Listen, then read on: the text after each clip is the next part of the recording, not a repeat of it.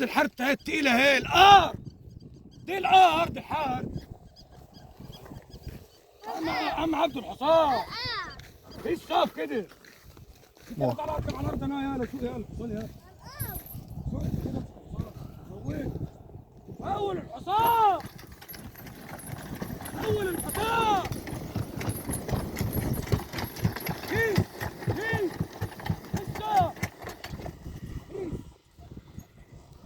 بص مفيش دار وانا بستحرم اي راجل يضرب حصان والقمشه والرزع والكلام وقليله الادب. انا عندي طبيعي عندي طبيعي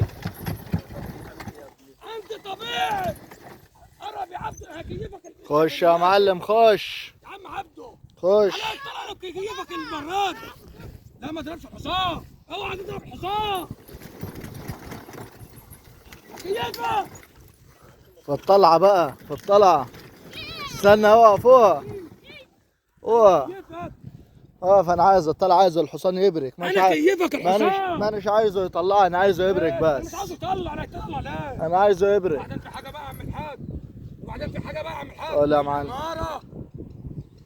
مش حصان يرقع طيب الادب ده بتاع عربيه طويله عليه الطلاق كان في سنه هناك في الرمل كده اهو.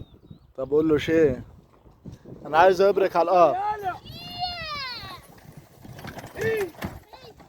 الكيف الحصان يا ابن الرجال الكيف الحصان اقول له تعال تعال يا بلد يا تارة يا بلد يا تارة.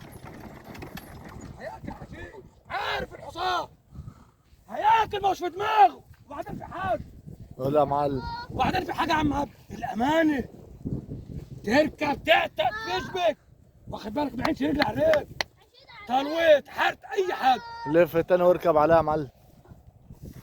خلي بالك لا انزل هيطلعها مش معبر.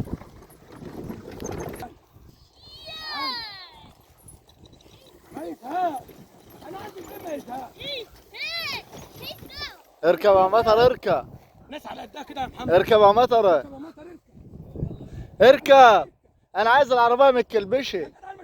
مانيش عايزها تمشي والله ما انا عايزه يشدها. اركب انا عايزينه ما تكلبش. اركب يا محمد انا بلف ليه عشان نشوفها بتها ولا ما بتها. تعالى يا عم عبده قدام العشيش.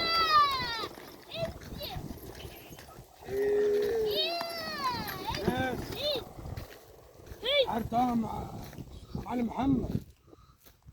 ايوه الحارتها معلم يا حاج صل على رسول الله. بحب الحصان الله الراجل. اركب يا ابراهيم اركب يا معلم.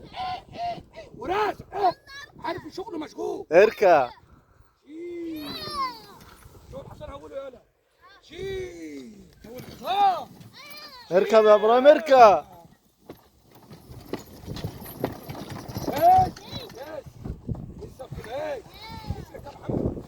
يا جدع اسمع الكلام على العرض. انا بقول لك انت رايح تتجنن مش عاوز يمشي خالص. شغل فلاحي بس يا معلم بس.